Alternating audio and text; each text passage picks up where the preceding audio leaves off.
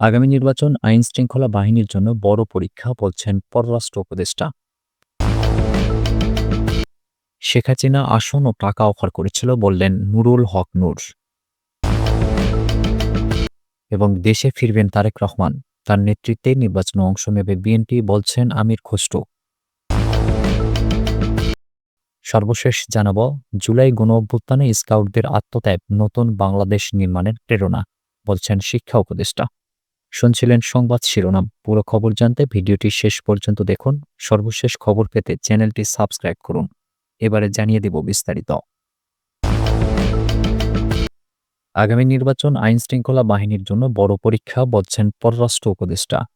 অন্তর্বর্তী সরকারের পররাষ্ট্র উপদেষ্টা মোহাম্মদ তৌহিদ হোসেন বলেছেন, দেশের সবকিছুর ভিত্তি আইনশৃঙ্খলা। শুরুতে সমস্যা থাকলেও এখন ভালো অবস্থা।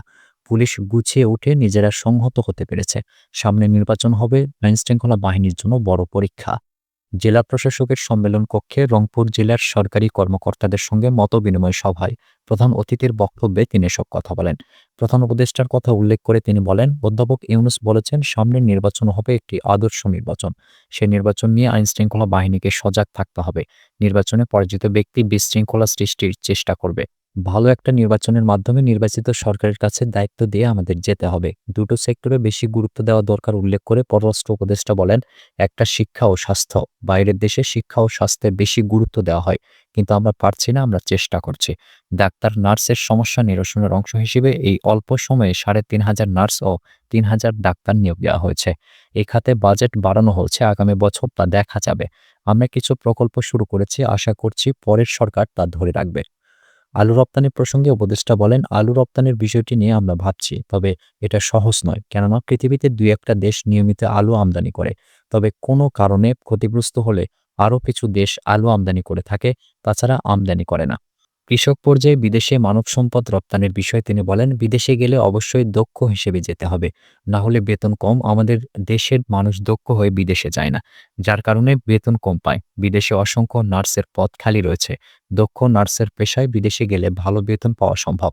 দক্ষ করে জনশক্তি রপ্তানি করা গেলে দেশের জন্য ভালো। এ ব্যাপারে তিনি সংশ্লিষ্ট দপ্তরকে উদ্যোগ নেওয়ার কথা বলেন।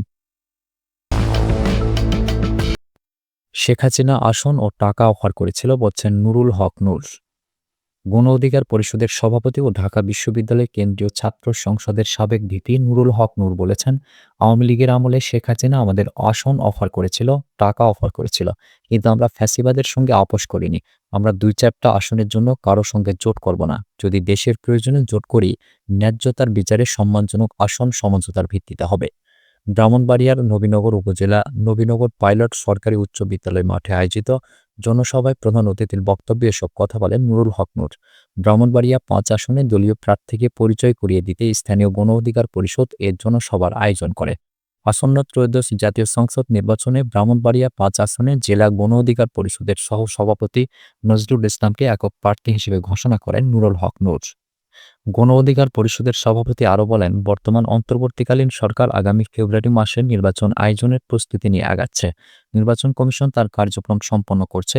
১১ তারিখ তফসিল ঘোষণা করার কথা। সাবেক প্রধানমন্ত্রী, গণতান্ত্রিক আন্দোলন সংগ্রামের লড়াকু ও আপসহীন নেত্রী খালেদা জিয়া গুরুতর অসুস্থ থাকায় যদি কোনো প্রেক্ষাপট তৈরি হয় নির্বাচন পেছানোর, সেটি হয়তো নির্বাচন কমিশন এবং সরকার বিবেচনা করবে। অন্যথায় নির্বাচন ফেব্রুয়ারিতেই হবে। নির্বাচন ফেব্রুয়ারিতে হোক আর এপ্রিলে হোক, নির্বাচনে গণ অধিকার পরিষদ এককভাবে ৩০০ আসনে প্রার্থী দেবে। আর দেশের প্রয়োজনে কোনো জোট করলে যেসব জায়গায় জনসমর্থন আছে সেই সব আসনকে নিশ্চিত করেই আমাদের জোট হবে। তিনি আরও বলেন, আমরা দেখতে পাই কোনো রাজনৈতিক দলের নেতারা পুরনো ফ্যাসিস্টদের মতোই হুমকি-ধামকি ও আধিপত্য বিস্তারের অপরাজনীতি দেশব্যাপী কায়েম করতে চায়। তাদেরকে মনে করিয়ে দিতে চায় ১৬ বছরের অপশাসন মুহূর্তের মধ্যেই চুরমার হয়ে গেছে। জনগণের প্রতিবাদে নেতারা সীমান্ত দিয়ে, হেলিকপ্টার দিয়ে, নদী-নালা ও খাল-বিল দিয়ে যে যেভাবে পেরেছে পালিয়ে গেছে। কেউ জনগণের বিরুদ্ধে অবস্থান নিলে তাদের পরিণতিও তাই হবে। গণ অভ্যুত্থানের অংশীজন সকল রাজনৈতিক দলকে সংযত এবং সহনশীল হওয়ার আহ্বান জানান নুরুল হক নূর। দেশে ফিরবেন তারেক রহমান, তার নেতৃত্বেই নির্বাচনে অংশ নেবে বিএনপি বলছেন আমির খসরু। তারেক রহমান দেশে ফিরবেন এবং তার নেতৃত্বেই ত্রয়োদশ জাতীয় সংসদ নির্বাচনে অংশ নেবে বিএনপি।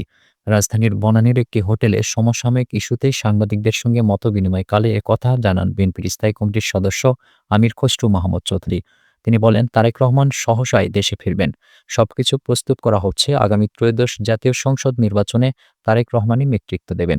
জুবাইদা রহমানের রাজনৈতিক অংশগ্রহণ প্রসঙ্গে তিনি বলেন, ডাক্তার জুবাইদা রহমান রাজনীতিতে আসবেন কিনা তা সম্পূর্ণ তার ব্যক্তিগত সিদ্ধান্ত। খালেদা জিয়ার বিদেশ যাত্রা প্রসঙ্গে আমির খসরু বলেন, বেগম খালেদা জিয়ার লন্ডন যাত্রা তার স্বাস্থ্যগত পরিস্থিতির উপর নির্ভর করছে। চিকিৎসকদের সিদ্ধান্তই এখানে চূড়ান্ত হবে। তিনি জানান, খুব শিগগিরই জোটের প্রার্থী চূড়ান্ত করা হবে। বিএনপি চেয়ারপারসনের উপদেষ্টা এনামুল হক চৌধুরী জানান, খালেদা জিয়ার মেডিকেল বোর্ড সবুজ সংকেত দিলেই কাতারের রয়্যাল এয়ার অ্যাম্বুলেন্স ঢাকায় আসবে। তিনি বলেন, ম্যাডামের মেডিকেল বোর্ডের সিদ্ধান্ত অনুযায়ী কাতারের রয়্যাল অ্যাম্বুলেন্স বাংলাদেশে আসবে। তারা প্রস্তুত রয়েছে। মেডিকেল বোর্ড যখন সিদ্ধান্ত জানাবে তখনই এয়ার অ্যাম্বুলেন্স এসে বেগম খালেদা জিয়াকে লন্ডনে উন্নত চিকিৎসার জন্য নিয়ে যাবে। সবকিছু কাতার কর্তৃপক্ষের ব্যবস্থাপনায় হচ্ছে। তারা জার্মানি থেকে একটি অত্যাধুনিক এয়ার অ্যাম্বুলেন্সেরও ব্যবস্থা করেছে। গত ২৩ নভেম্বর থেকে এভার কেয়ার হাসপাতালে চিকিৎসাধীন রয়েছেন বেগম খালেদা জিয়া। অধ্যাপক শাহাবুদ্দিন তালুকদারের নেতৃত্বে বিশেষজ্ঞ চিকিৎসকদের সমন্বয়ে গঠিত মেডিকেল বোর্ড তার চিকিৎসা পরিচালনা করছে।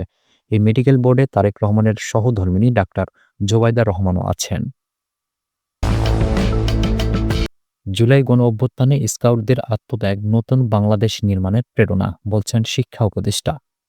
জুলাইয়ে ছাত্র জনতার আন্দোলনে শহীদ ১১ স্কাউটের আত্মত্যাগে নতুন বাংলাদেশ নির্মাণের প্রেরণা খুঁজে পাওয়া যায়। অন্তর্বর্তী সরকারের শিক্ষা উপদেষ্টা ডক্টর সিআর আবরার এ মন্তব্য করেছেন।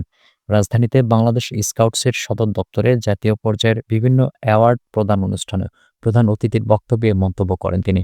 বাংলাদেশ স্কাউটসের উদ্যোগে এই আয়োজন করা হয়। অনুষ্ঠানে বিশেষ অতিথি ছিলেন বাংলাদেশ স্কাউটসের অন্তর্বর্তীকালীন জাতীয় নির্বাহী কমিটির উপদেষ্টা ও জনপ্রশাসন মন্ত্রণালয়ের সিনিয়র সচিব মোহাম্মদ এহসানুল হক। সভাপতিত্ব করেন বাংলাদেশ স্কাউটসের সভাপতি ও স্বরাষ্ট্র মন্ত্রণালয়ের সিনিয়র সচিব নাসিমুল গনি। অনুষ্ঠানে দেশের বিভিন্ন প্রান্ত থেকে আগত স্কাউট সদস্যদের হাতে Shapla cup award, president scout award এবং প্রেসিডেন্টস রোভার স্কাউট অ্যাওয়ার্ড তুলে দেওয়া হয়। স্কাউটিংয়ের মূল দর্শন তুলে ধরে উপদেষ্টা বলেন, স্কাউটিং কেবল ব্যাজ অর্জনের প্রক্রিয়া নয়, এটি চরিত্র গঠন, মানবিক মূল্যবোধ শেখা, দলগত নেতৃত্ব, দায়িত্ববোধ এবং সমাজসেবার এক যুগান্তকারী প্রশিক্ষণ। তিনি বলেন, ঘূর্ণিঝড়, বন্যা, অগ্নিকাণ্ড সহ যে কোনো দুর্যোগে দেশের প্রতিটি প্রান্তে সাধারণ মানুষের পাশে থাকে স্কাউট সদস্যরা। আত্মনির্ভরশীল ও সেবামুখী নাগরিক তৈরির জন্য স্কাউটিংয়ের বিস্তৃতি আরও বাড়ানো জরুরি। জুলাই গণঅভ্যুত্থানে স্কাউটদের আত্মত্যাগ স্মরণ করে ডক্টর আবরার বলেন, ছাত্র জনতার আন্দোলনে ১১ জন স্কাউট ও আহতদের আত্মত্যাগ আমাদের নতুন দেশ গড়ার স্বপ্নকে শক্তি দিয়েছে। তাদের ত্যাগ ভবিষ্যৎ প্রজন্মের জন্য চিরন্তন অনুপ্রেরণা। শিক্ষা উপদেষ্টা জানান, বিশ্বের ১৭৬টি স্কাউট দেশের মধ্যে বাংলাদেশের অবস্থান বর্তমানে চতুর্থ। এশিয়া প্যাসিফিক অঞ্চলের বিভিন্ন কমিটি ও সাব কমিটিতে বাংলাদেশি স্কাউটদের নেতৃত্ব আমাদের সক্ষমতার দৃষ্টান্ত বলেও তিনি দাবি করেন। সুপ্রিয় দর্শক, এ ছিল এখনকার মতো সর্বশেষ সংবাদ। পরবর্তী সংবাদ দেখার আমন্ত্রণ রইল।